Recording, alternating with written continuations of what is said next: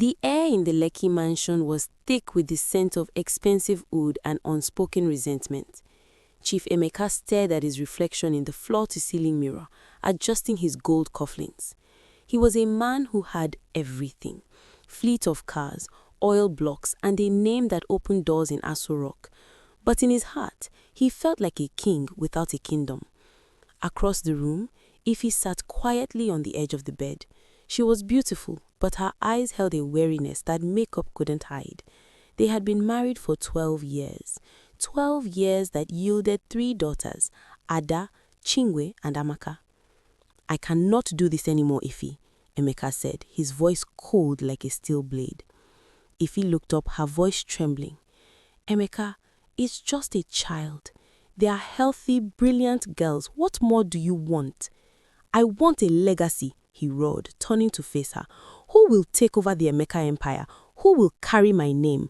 My friends laugh at me. They call me the father of women. Sandra is already 6 months gone. She went for his scan. It's a boy, Ify, a real heir." The silence that followed was deafening. Ify felt a cold chill run through her. She was currently 6 weeks pregnant, a secret she had planned to tell him tonight as a surprise. But the mention of Sandra, his mistress, turned her joy into ash. "So that's it? You are throwing us out for a mistress?" Ify asked, her voice hushed. "The lawyers have the papers ready," Emeka replied, not looking at her. "The girls can stay in the guest wing until you find a small flat. I'll pay the fees, but this house needs a woman who can produce a king."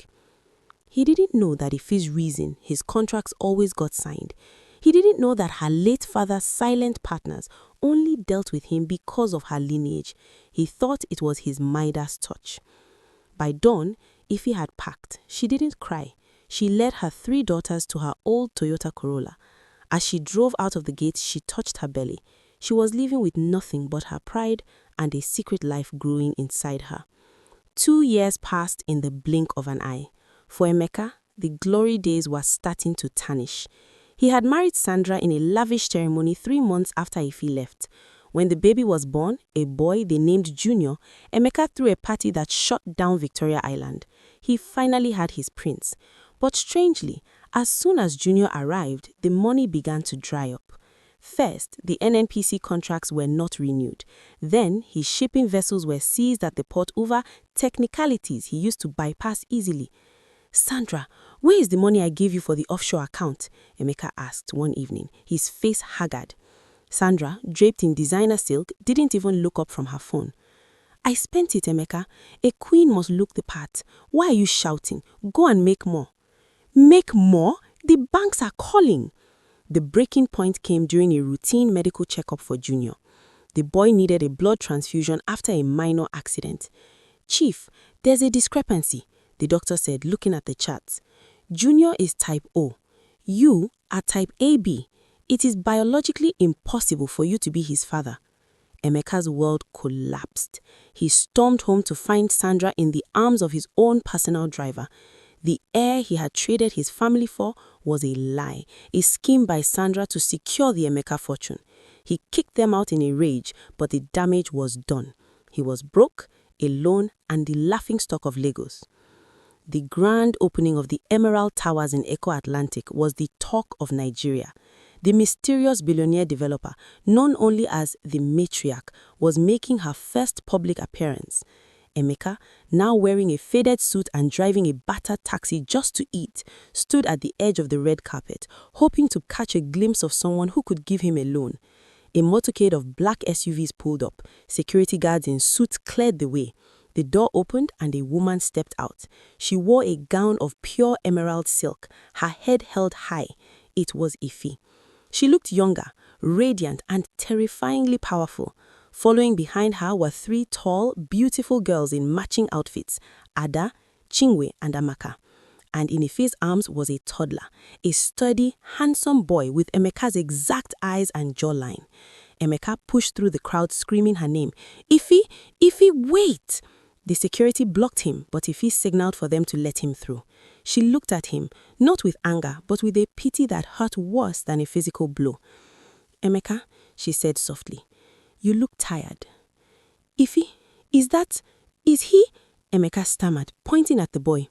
"This is Tobekuchu, the son you sent away before he was even a heartbeat. When you kicked me out, my father's old partners realized you are no longer connected to the bloodline they trusted. They moved their investment to me. I didn't just survive, Emeka, I thrived." Emeka fell to his knees on the pavement. The cameras clicked, capturing the fall of a man who traded his soul for a gender. "Ify, please," he sobbed. "I was blind. Junior wasn't mine. I have nothing left. Let me see my son. Let me come home." Ify stepped back, pulling her children closer. "You have no home here, Emeka. You didn't want daughters, so you don't deserve the man my son will become. You wanted a boy child, so you forgot to be a father to the children you already had." She turned to her oldest daughter, Ada. "Give him the envelope." Ada handed her father a thick white envelope. Emeka opened it with trembling hands, expecting a check. Instead, it was a set of legal documents, a restraining order, and a final severance of any paternal rights. "The money you think I have? It was never yours. It was the grace of a woman you treated like a slave. Goodbye, Emeka." She walked into the gala, the doors of the Emerald Towers closing behind her. Emeka sat in the dust of the Lagos heat, clutching the papers. He had his boy child, but he would only ever see him on the front page of magazines, a prince in an empire where he was no longer welcome. The king was dead, and the queen was just getting started. When you destroy the person who helped you build your throne, don't be surprised when the throne crumbles into the dirt. Greed often makes you trade a diamond for a piece of glass that looks shiny in the dark. The most painful way to lose is to watch the people you deemed worthless become the very world you are no longer allowed to live in. If you love story like this, like, share, subscribe, and leave your comment for more story like this.